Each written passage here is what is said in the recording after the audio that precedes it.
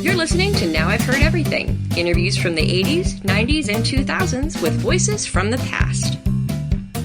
I think even my name conjures up visions of someone who probably rides to work on a horse. There are a lot of stereotypes about the Native people. Cherokee Nation Principal Chief Wilma Mankiller today on Now I've Heard Everything. I'm Bill Thompson.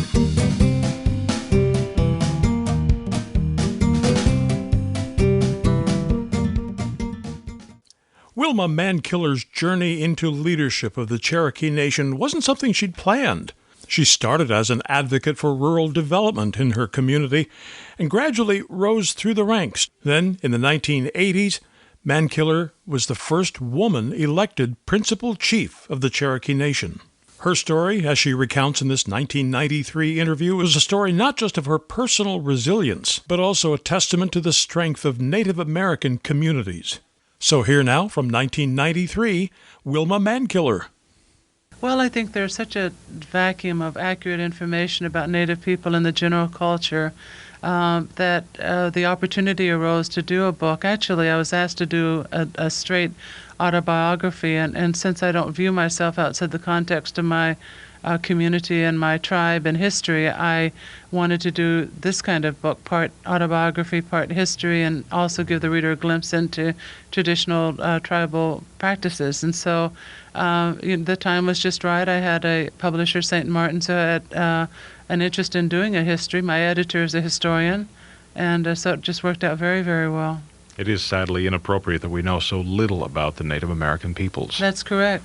One of the things that's astounded me is that in the 1840s, after the Cherokees were removed from the southeast to Indian Territory on the Trail of Tears, very few people were aware that we started some of the first schools west of the Mississippi, that we printed our own newspapers in Cherokee and English, that we built our own judicial system and built beautiful institutions of government, which still stand today as some of the oldest buildings in what is now Oklahoma.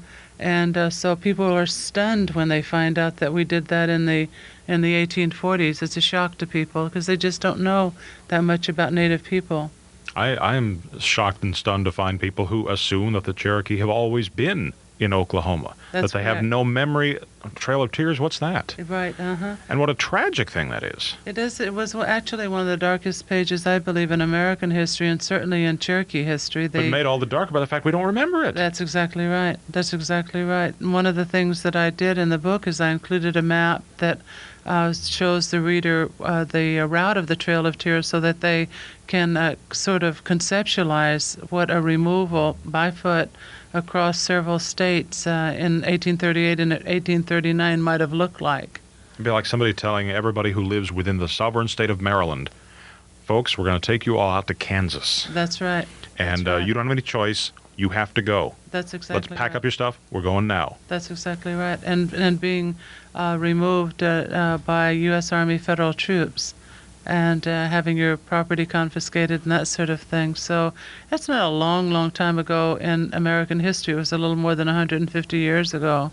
And but anyway, there's a lot of things about history that that America doesn't know. I also thought it was important to chronicle the life of a contemporary Native woman, and just sort of, and it brings up issues because I've been involved in so many things that it gave me an excuse to talk about contemporary issues as well. Well, now you yourself were relocated, not in the same context that the Trail of Tears, perhaps, but you found yourself uprooted. Yes, in the 50s, my family, very large family, one of 11 children, were farmers in a rural, very isolated community in eastern Oklahoma. And the Bureau of Indian Affairs developed a program which they just call the Relocation Program, and it was designed to break up tribal communities and take Native families from rural communities all over the United States and move them to places like New York City, Detroit, Chicago, Los Angeles, San Francisco, and our family chose San Francisco. And so we got on a train in Stillwell, Oklahoma, a little town in Oklahoma in Adair County, and we left a community that had no paved roads, no electricity, no indoor plumbing, where we'd made our living by farming, and got on a train in the little town, and 3 days later ended up in downtown San Francisco in the Tenderloin district at the Keys Hotel. And so the Better Life for us ended up being a housing project in San Francisco called Hunters Point.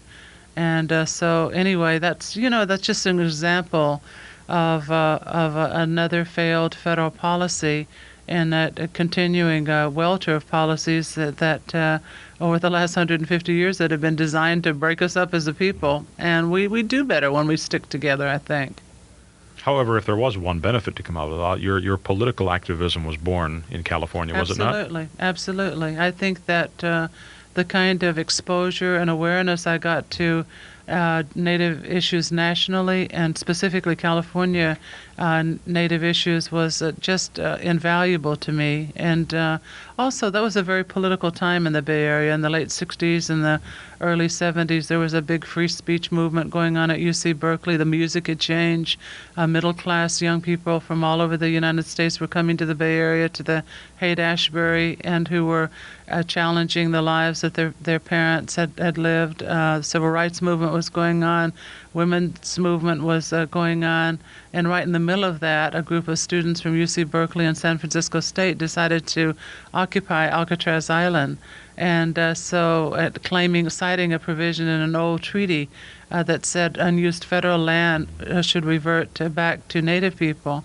And so it was a very, very interesting time, that particular time, particularly in the San Francisco Bay Area. And so it was kind of like a political watershed for me. My whole family got involved in the Alcatraz Island occupation.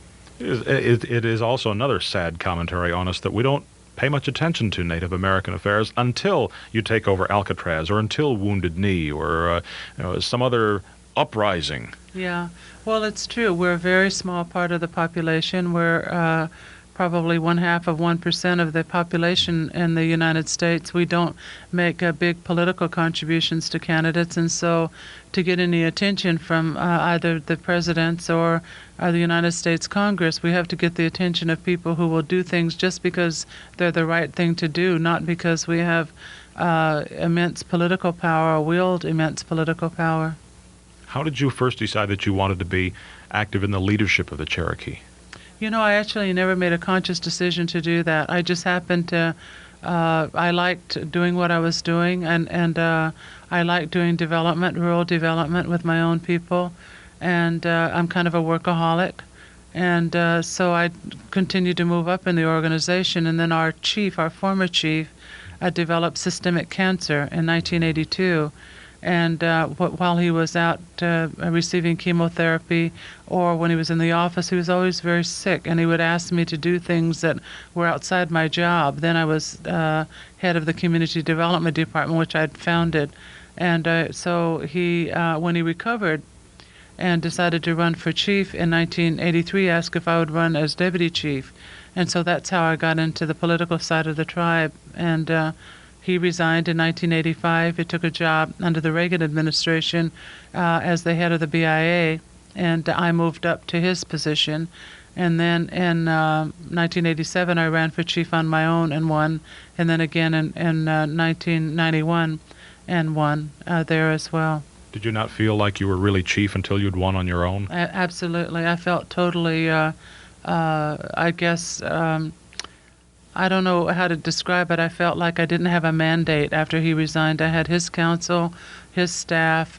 We were very, very different. We, of course, had a great relationship and worked well together, but people who would support me wouldn't necessarily support him, and people who would support him wouldn't necessarily support me. And so that period of time was probably the most difficult time, trying to lead without a mandate and also without my own people. And then when I was elected on my own in 1987, I felt that I could put together my own programs and ideas and staff and move forward. I guess politics is politics no matter what nation you're leading. That's exactly right. That's exactly right. Yeah, I found that out.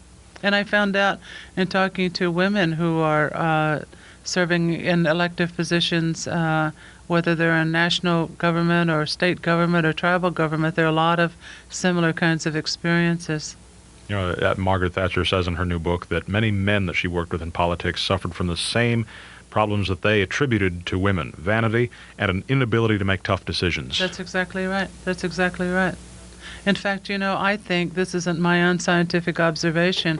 I think that the women that I've worked with, are able to keep, and to use a male expression, to keep their eye on the ball. And when women leaders want to get a clinic built or a business started or something like that, they are able to stay absolutely fixed on getting that done, and don't get into all the peripheral ego battles and a lot of other kind of side issues that take them away from the goal. Well, one of the things that you pointed out in here was that before the invasion by Europeans, the Cherokee Nation in its history had there was a lot of equilibrium between men and women, and that was all upset when we came over and showed you really how to do things. Yeah, that's very true. That's very, very true. The women and men, I think, had more balance and harmony between them. There was more of an understanding between men and women.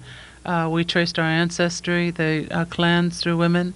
Women were consulted in matters of importance to the tribe. When early Cherokee delegations would go to meet with delegations from the colonies, we would always have women in our delegations, and the representatives of the colonies would not have women. In fact, I've always wanted to write an essay, because one of our chiefs said during that period of early development of this country, he said, "Well, where are your women?"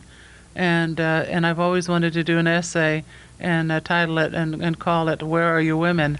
and then talk about the difficulty that women have had attaining leadership positions in this country. It hasn't been easy for you, has it? No, it has not been easy for me. By the time I ran for election in 1983, of course, our history of having balance and harmony between men and women had been sort of forgotten.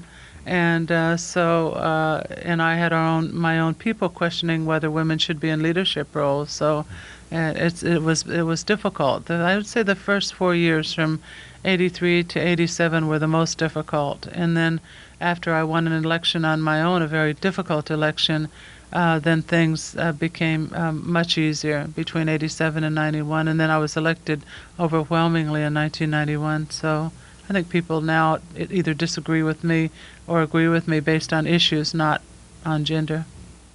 I wonder how many Americans realize that they have a head of sovereign state living within our borders, who is a woman who is leading her people and has been reelected and is a leader. I wonder how many people realize. I don't think many. People are surprised, and I think that even my name conjures up visions of someone who probably rides to work on a horse or whatever. I don't know, but there are a lot of stereotypes that I've run into about Native people. So I lived in Tulsa in 79 and 80, and it shocked my sensibilities even in that pre-politically correct era that as late as 1979 and 80 that the Needham tire chain in Tulsa would have these huge revolving signs. On one side it would say "Ugh," and on the other side, "You need 'em tires?" Yeah. There's that kind of ridiculous stuff. I was very embarrassed. Let me tell you a story about 1993. We're a very large tribe, employ lots of people, have a $78 million budget, 150,000 enrolled members.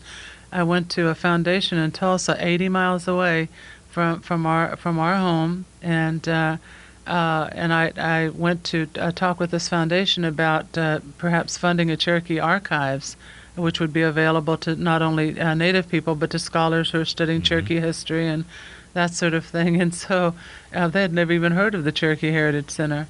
And this is 80 miles away in 1993, less than 90 days ago. And so I went in cheerfully and with my proposal with architectural drawings and the whole thing, and I was stunned. And I was just shocked and a little bit discouraged. So I don't think we're going to be able to raise money for our archives in Oklahoma. Wilma Mankiller was awarded the highest civilian honor, the Presidential Medal of Freedom. And then in 2022, her likeness appeared on the U.S. $quarter coin. Mankiller died from pancreatic cancer in 2010. She was 64. You can get a copy of Mankiller by Wilma Mankiller by clicking on the link in our show notes or by going to our website, heardeverything.com. We may earn an Amazon commission if you make a purchase. Heardeverything.com is where you'll also hear my interviews with two other Women Pioneers, my 2000 interview with Betty Friedan. I didn't set out to make a revolution at all, but I certainly didn't realize I was going to start the most massive revolution of them all. And my 1998 conversation with the woman who would have been America's first female vice president, Geraldine Ferraro. What I looked at, it was not only all these people screaming and there was such joy, but I was also looking at tears rolling down people's faces, including some of the women reporters. And as you know, we post new episodes of Now I've Heard Everything every Monday, Wednesday, and Friday. And you can find us on all major podcast platforms. And thank you so much for listening. Next time on Now I've Heard Everything. A year before 9/11, suicide bombers attacked the USS Cole as it was en route to the Persian Gulf. So next time we'll revisit my 2012 interview with the commander of the Cole, Kirk Lippold. When a third boat came out, we anticipated that was going to be the third garbage barge. It came to the exact same spot where the other garbage barge had been in the middle of the ship and then detonated for the first time the Navy experiencing a waterborne IED. That's next time on Now I've Heard Everything. I'm Bill Thompson.